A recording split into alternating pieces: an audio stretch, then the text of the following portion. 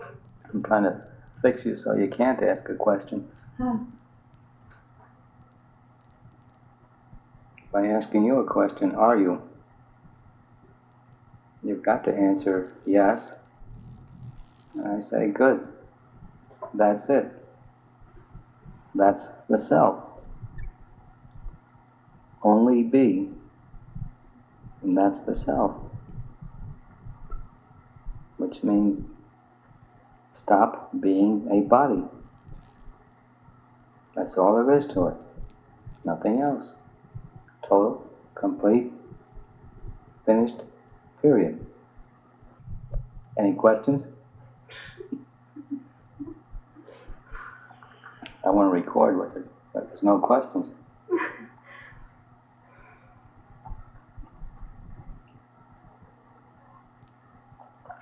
Is that hard to understand? Yeah. When you only are, that's it. So what's your job? Stop being a body. Identify with your beingness. You say you are. Identify with that. And let go of identifying with the body. That's all there is to it. Yeah, there's no spirituality in helping the world to progress. Because what you're helping is to make the world a good, solid Maya illusion. And the more progress you have, the more you move up from physical pain into mental pain. When desirelessness is attained through wisdom, its power disintegrates the two remaining vessels, the astral and the causal.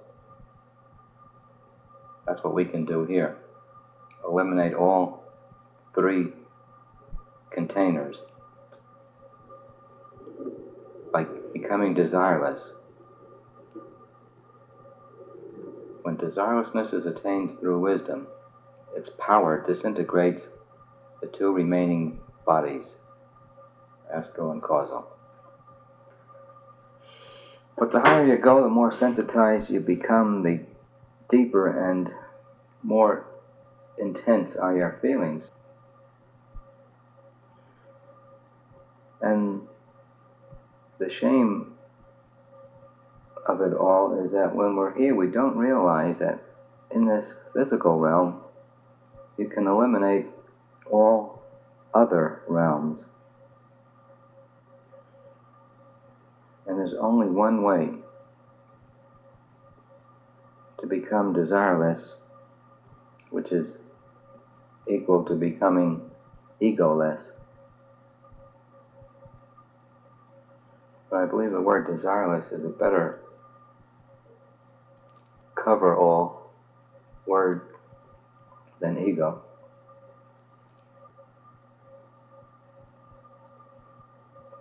So, why don't you let go of your desires? They bring only agony, momentary pleasure, which is only relief from the lack artificially created, with lots and lots of pain. It's one thing people don't seem to know is how intensely they're suffering all the time.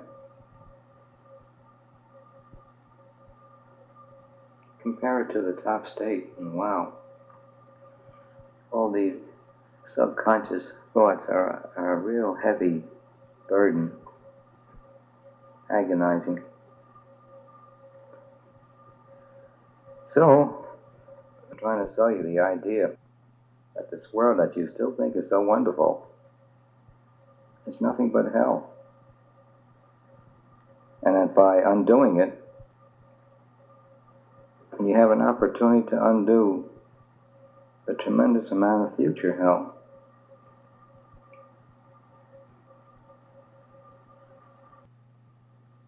The only reason why you're not getting full realization is that you're What did I say? One is the physical.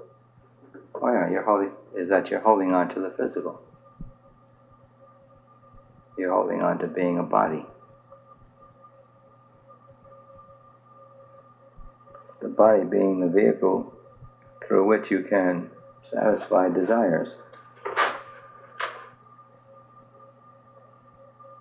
Well, I guess the body itself is a desire in order to satisfy more desires. Any questions? After you undo desires, then you're free. You see good and bad, joy and sorrow as the same. And you're really free to indulge in either or both or none. So the object is to become desireless, and then if you make up a desire, it doesn't hurt you, and it doesn't help you. Or if you make up a sorrow, that too doesn't hurt you, nor help you in your happiness. So once you get free of the concept of being a body, whatever you do in the world is done by choice, and it can't touch you anymore. This is the part, I guess, that makes it difficult to understand the masters. You've been around them. Have we all seen masters? You've seen a lot of them. They eat, they sleep, they get sick, right? But you really couldn't understand that, could you? Why should a master be sick? Well, one time Papa was sick and his body was, showing much pain.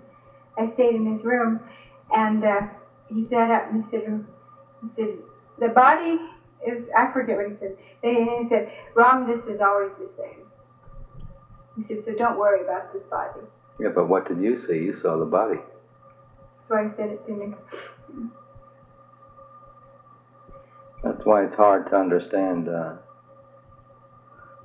masters. We want them to behave like non-bodies while being a body. It's ridiculous. They are actually behaving differently. They're not identifying with the body. That's why Bhagavan would moan and groan,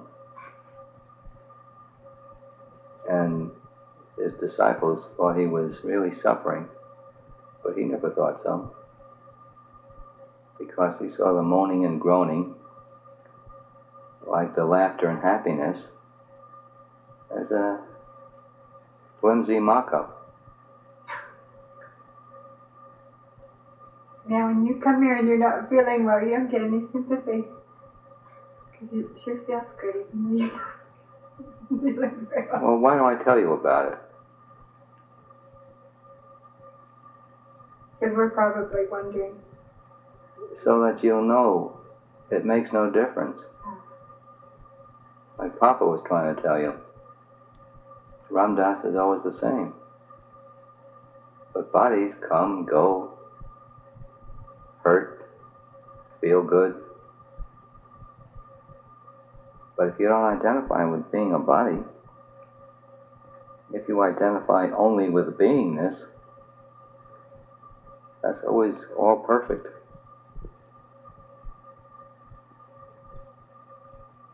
Body, mind.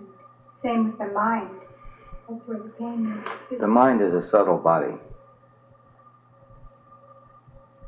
Better let the mind be the creator of the body. But you do have to eliminate mind, because mind is the cause of matter. Well, mind itself is a limitation. We're getting intellectual now. So I ask you again, why don't you give up this misery, this world, this body?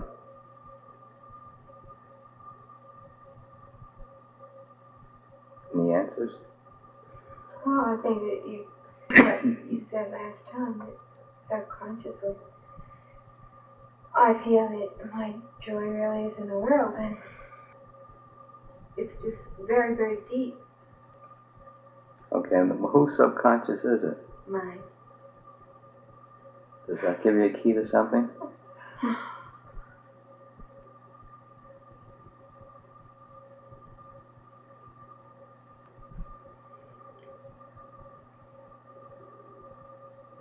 But the chances are you'll undo the mind in parts, in large chunks. That takes weeks when you do it in large chunks.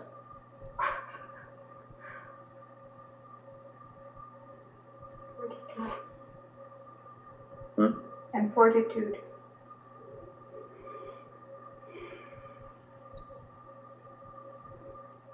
Desire to do it. Wanting to do it. And then that want disappears. Then you have no more desires. You don't even desire to be. You can't desire to be because there's no choice anymore. There's only beingness.